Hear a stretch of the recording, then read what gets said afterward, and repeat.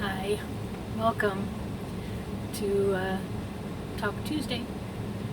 It's part one, and this week it's on volunteering. I am on the road, as you know, newly in the U.S., and this is what I could come up with for my Matter studio. Excuse me while I try to get a little comfortable. Right now I'm in the driver's seat of an RV from Cruise America. And it's a nice RV, I have to admit. The people were also very nice, so I guess it's a little plug for Cruise America, even though they didn't ask me. I'm just doing it. So and it's nice. It's a big one. All right. So as you know, these are my things. Some of the things that matter to me. I had more once, but my space is a little smaller, so this is what I could put up right now. So, volunteering, and how does that fit in with my plan of going without money? I think that within each one of us, we all have a deep desire to belong and to give back and to share. And I think we see that in volunteering. And I know a lot of you. I'm going to say the majority of Americans volunteer. It's only in other countries where volunteering is not so popular, and I think the concept of going without money is very difficult for them. But I think for Americans, we could actually, if we had guaranteed rights of certain things given to everybody, I think we would see a lot of people volunteering to do things. It's just fun to be involved, and when there's volunteering, there's no stress about who's better than who and how many cars does Joey have, and it's just you get in it for fun and you all pitch in and do what you can to make it work. And sometimes one person's leading and another time somebody else is, and so it's really it's nice to have that freedom, to have that openness, and it's real freedom, to volunteer and just share your skills with others. So I started, very young already at the beginning in Brownies and in Girl Scouts. We had to sell cookies and do collections for UNICEF, and we also, I think I mentioned in the past that I think my brownie group or something, we planted some orange trees in California. And what else do I have here? Yeah, so in Girl Scouts, you do a lot of volunteering. I can only recommend Girl Scouts for anybody, and I suppose that goes for Boy Scouts too. Now I know that there's a lot of misunderstandings and some troubles right now with the groups, but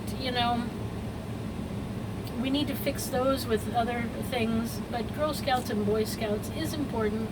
It's a great thing to get your kids involved in if you're a parent, and you learn so many things, so many good skills and leadership skills, plus you also make friends and just develop as a person and have great memories. So, Girl Scouts, 100%. Then, I moved into my teenage years and got out of, before that actually. I used to, as I also mentioned before, I used to swim for an organization to raise money. I'm still unsure if it's the Cancer Society or the MS Society, but later on when I moved to New York, I did that for the MS Society. I did bike riding. So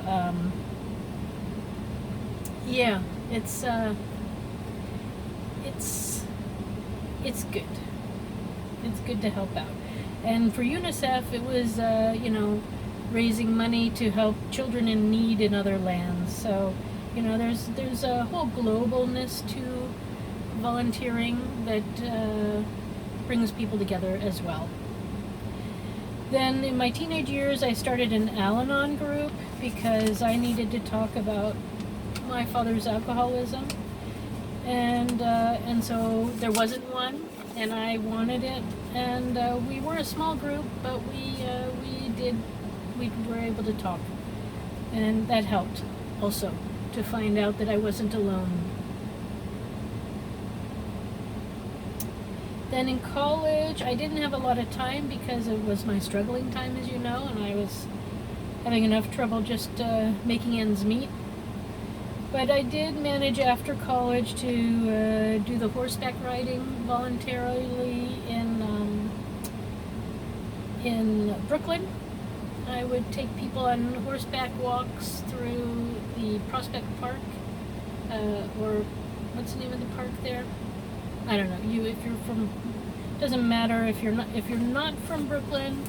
There's a park in Brooklyn that I used to do this at. If you're in Brooklyn, then you know which one I'm talking about. Prospect Park, I think, is what it's called. I wanted to also do Habitat for Humanity. And every time, about, I don't know, I'm going to say every 2 years while I was living in New York, I kept checking with them. And they had such a long waiting list of people wanting to help out. I couldn't do it, you know. There was no sense putting my name on the list and, you know, never being able to do it. So anyways, I don't know where they were building stuff in New York. Maybe they were just meeting up, or maybe they were building things somewhere, but I never knew a location where they were. But they were in New York, Habitat for Humanity. Yeah, so those are my sort of my U.S. years.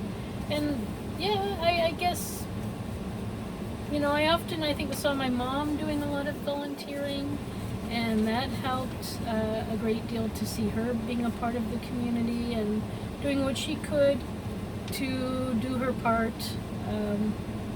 Again, you know, we had a single payer family, so my father was the breadwinner, and she had the luxury of being able to volunteer. And of course her volunteering revolved around her children's lives, and you know, mine and my brother's and my sister's life.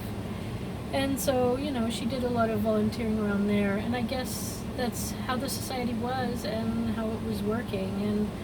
And you know, I don't know today, I think it's still working the same. But then you got people also having jobs and stuff, and I think, you know, being a parent is, it's a lot of hard work today. We didn't need to make it so difficult, but it is. And I think that still a lot of parents are very stressed out. And I am really concerned about that. I'm concerned about you. And I think that parents need a break, you know. Something's got to give. And you know, if we decide to stay with money, then we have the mothers and fathers pay. And if we decide to go without money, then everybody is relieved. And then there will be training, and then there will be community work that you can do, and other things that you want to do, and volunteering and things. You know, some people like to be very busy, I know, and other people, you know, are happy to do very little, and that's